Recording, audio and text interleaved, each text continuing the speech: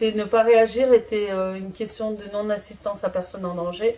Donc j'ai sollicité un réseau de médecins que je connais de nom et qui ont répondu positivement.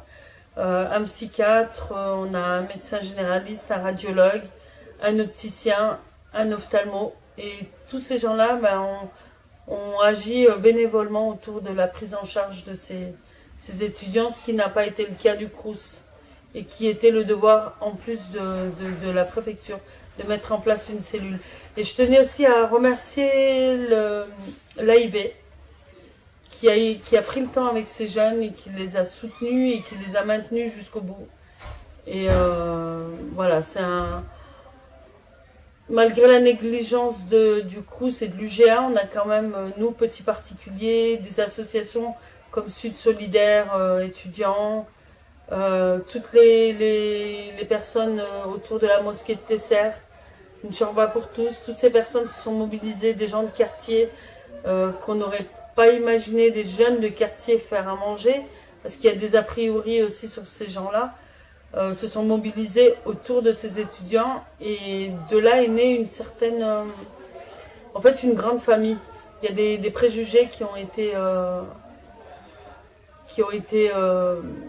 éclaircis à travers cette histoire, hein, un mal pour un bien. Et du coup, ça fait une grande famille, des gens qui se mobilisent. Beaucoup de personnes habitant à Condillac nous avaient fait part du fait qu'il y avait des résidences en mauvais état, qu'il y avait des équipements qui marchaient mal. La réponse du Crous, c'était qu'il comptait raser la résidence en 2019. Et c'est là où on voit qu'il y a un problème, c'est que le Crous n'accepte de faire que des réparations mineures pour les résidents les plus précaires et ne fait des efforts importants comme des rénovations ou des reconstructions seulement en augmentant le prix des résidences. Ce qu'il faut savoir, c'est qu'à 90-95%, ils sont étudiants étrangers.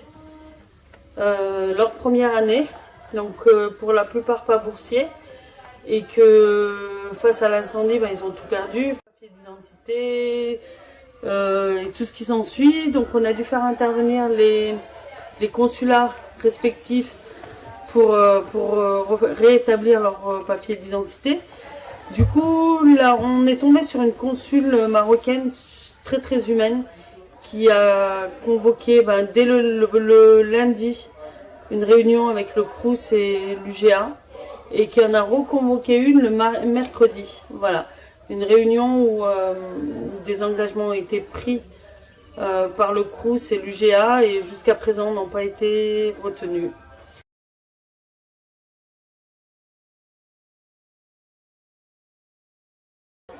Et ce manque de considération pour les étudiants précaires ou les étudiants étrangers, ça s'est particulièrement vu aussi depuis l'incendie.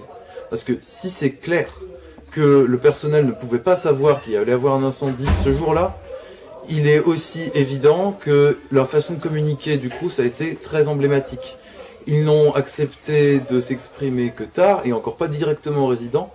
Il a fallu qu'ils passent par souvent notre intermédiaire ou celui d'association. Ils ont eu beaucoup de mal à communiquer directement avec les victimes, ce qu'ils auraient dû faire. Il y a eu aussi un gros problème de la part de la préfecture qui aurait dû mettre en place une cellule de crise. L'université a aussi réagi assez tard. Face à tout ça, on voit qu'en fait les institutions publiques ont deux gros problèmes. D'une part, elles manquent de transparence. Il y a aussi une autre chose qui est à rappeler, c'est qu'il manque de moyens. Ces institutions dépendent en grande partie de l'État, et si les dotations continuent à baisser, comme c'est actuellement le cas pour le Crous, les résidences ne pourront pas être rénovées. Et on se retrouvera avec d'autres cas similaires. Là, on a eu de la chance, a priori, d'après les dernières enquêtes, on ne pense pas qu'il y ait eu de l'amiante qui se soit révélé nocif. En revanche, il y en avait dans le sol. Fort heureusement, il n'y a pas eu de dommages. Mais il est inacceptable que des produits dangereux soient encore présents dans des vieux bâtiments. Ils devraient être réhabilités, mais les prix ne devraient pas monter, pour que même les étudiants qui n'ont pas les moyens puissent vivre dans des conditions qui ne compromettent pas leur santé, comme ça a été peut-être le cas avec l'incendie de Condillac.